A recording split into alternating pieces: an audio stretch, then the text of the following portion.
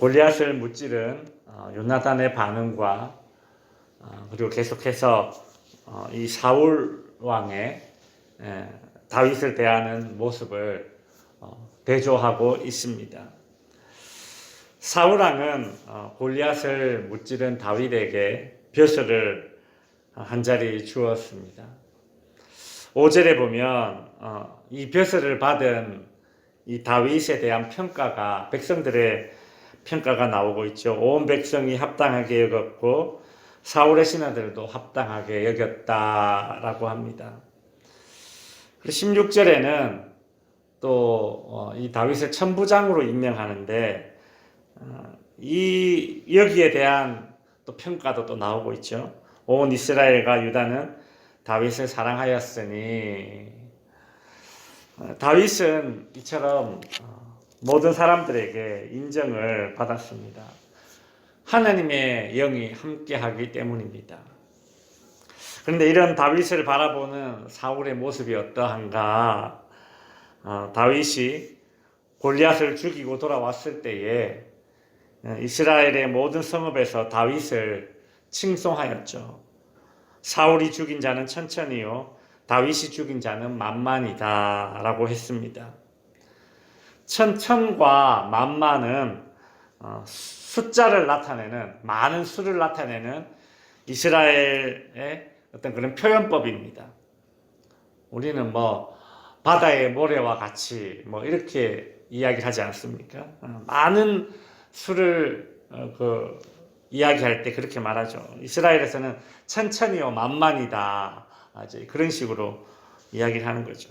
사울은 이 말을 듣고 8절에 보시면 사울이 그 말에 불쾌하여 심히 노했다라고 하죠. 9절에 보시면 그날 후로 사울이 다윗을 주목하였다라고 합니다. 이제 다윗이 자신의 왕권을 위협할 그런 위험 인물로 그렇게 인지되어서 이제 감시의 대상이 된 겁니다. 요즘으로 치면 이제 불법 사찰이 되겠죠. 그렇게 이제 감시의 대상이 되었습니다. 사울 왕은 자신의 어떤 공로 혹은 자신이 묻혀지고 다윗이 더 부각되고 다윗의 공로가 더 부각될 때에 너무 이 사람은 괴로워했습니다. 사울처럼 자신이 주인공이 되지 못하면 아마 괴로워하는 그런 사람들이 있습니다. 센터병이라는 게 있습니다. 센터병. 중앙에 이게 무슨 육체의 질병이 아니라 연예인들 사이에서 이렇게 불리는 어떤 그런 이야기인데, 센터병. 이게 중간에 서고 싶은 그런 사람이 마음이 있다는 거예요. 예를 들어서 연예인들이 TV에 나오는데 여러 명이 쭉 서 있으면 그 여러 명 가운데 정중앙이 제일 주목받는 자리, 제일 인기 있는 사람이 보통 서는 자리가 센터 아닙니까? 정중앙. 그러니까 연예인들이 여러 명 나오면 연예인들 서로 자기가 주목받고 싶어 하잖아요. 그래서 정중앙에 센터에 서고 싶어 한다라는 거예요. 그래서 이제 그런 병을 센터병이라고 합니다. 사울왕이 약간 좀 그런 모습이 있어요. 자기가 더 주목받지 않으면 그냥 그러려니 하지 못하고 너무 괴로워하고 있는 거죠. 사울왕은 정말 그 골리앗의 위협에서 나라를 구한 이 다윗이 주목받는 것을 괴로워했습니다. 어떻게 보면 사울은 다윗을 자기 부하로 삼았지 않습니까?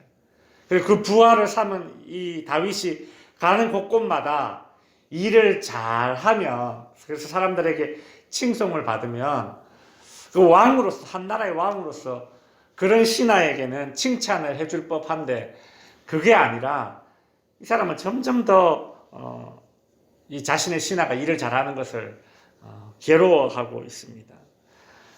잠언 14장 30절에 보면 평온한 마음은 육신의 생명이나 시기는 뼈를 썩게 하느니라 라는 말이 있습니다.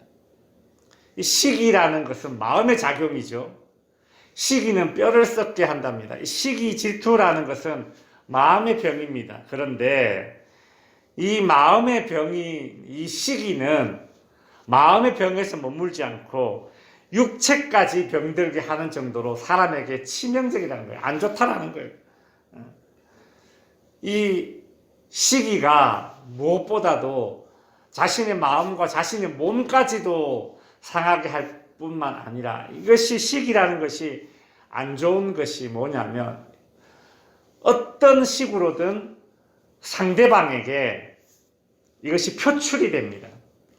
나의 시기하는 마음이 혹시 내 안에 있으면 이 시기하는 마음은 상대방에게 어떤 식으로든 표출이 된다라는 거예요. 근데 그 표출되는데 그것이 좋은 것으로 표출되지 않죠. 시기심은 바깥으로 드러나면 파괴적인 행동이나 말로 항상 표출되게 되어 있습니다.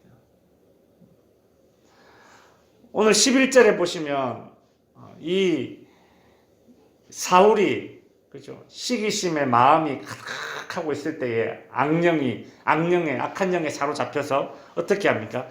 11절에 보면 내가 다윗을 벽에 박으리라, 창으로 찔러 죽이겠다는 뜻이죠. 그죠? 사울은 다윗을 2번이나 그렇게 창으로 찔러 죽이려고 했던 모습을 오늘 본문에서 보여주고 있죠. 성도 여러분, 이것이 사울의 시기심과 열등감입니다. 열등감. 이 시기심과 열등감을 십자가에 못 박아야 됩니다. 그렇지 않으면 다른 사람을 못 박아요. 다른 사람의 벽에 박으리라 한단 말이죠. 이 사울처럼. 분명히 이것은 파괴적인 그런 것으로 표출될 수밖에 없거든요. 이 사울은 자신보다 잘난 사람 때문에 마음속에 시기심이 생기고 열등감이 폭발했던 것입니다. 그래서 이 사울은 그 다윗만 계속 주목하였다라고 하잖아요. 그 사람만 계속 주목하는 거예요. 참, 이 사울이 하나님을 주목하지 못하니 그 질투의 대상자만 질투하고 있습니다. 주목하고 있습니다. 우리가 교회 안에서 이런 시기 질투는 참 공동체를 병들게 하는 것입니다. 공동체를 파괴적인 공동체로 이끌어가는 것이죠. 우리가 간혹 어떤 성도가 은혜를 받고 또 열심히 신앙생활을 하는 모습을 보면 나도 옛날에 한때 다 저렇게 했어, 이렇게 낮춰서 이렇게 말하는 것 자체가, 이것이 벌써 이미 마음의 시기심이 작동한 것이죠. 이것은 결과적으로 나의 뼈를 상하게 한다라는 것을 알아야 됩니다. 말씀을 정리하겠습니다. 요즘 젊은이들 사이에 나도 예전에 다 그렇게 했어 라고 말하는 사람들을 꼰대라고 부른다고. 꼰대. 우리가 신앙의 꼰대가 되지 않으려면 요나단이 다윗을 대하듯이 해야 됩니다. 오늘 본문에 나오듯이 이 사울이 다윗을 대하듯이 하면 이거는 100% 신앙의 꼰대예요. 꼰대. 오늘 본문 12절과 15절에 보면 이 사울이 결과적으로는 어떻게 되느냐? 그렇게 다윗을 시기하고 직책도 이거 맡겼다가 저거 맡겼다가 또 멀리 보냈다가 감시했다가 막 온갖 수를 다 동원해보지만 결과적으로 사울이라는 사람은 어떻게 되었느냐? 12절과 15절에 보면 여호와께서 사울을 떠나 다윗과 함께 계심으로 사울이 그를 두려워하였다라고 하죠. 15절에도 보면 사울은 다윗이 크게 지혜롭게 행함을 보고 그를 두려워하였다라고 합니다. 결과적으로 사울은 시기 질투로 인해서 온갖 수를 다 동원해보지만 결과적으로는 다윗을 두려워하게 됩니다. 하나님과 함께하는 자의 형통함이 나에게도 복이 되어야 됩니다. 그것이 두려움의 대상이 된다면 이건 분명히 내가 잘못되고 있는 거예요.